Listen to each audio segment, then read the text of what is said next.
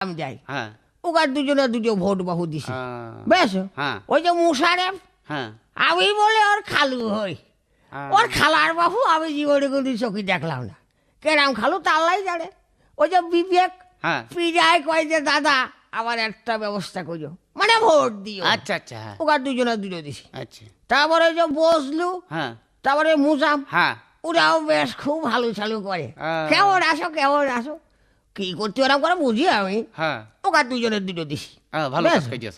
তারপরে ওই যে মোয়াকসেট, হ্যাঁ ও আল্লাহ সেদিন বহু রোদির মধ্যে যাচ্ছি, শরীর বড্ড কড়া হয়ে গেল, দিল একটা ডাব খুঁজে। হ্যাঁ তারপরে আতি হ্যাঁ। দিল এক সাথী।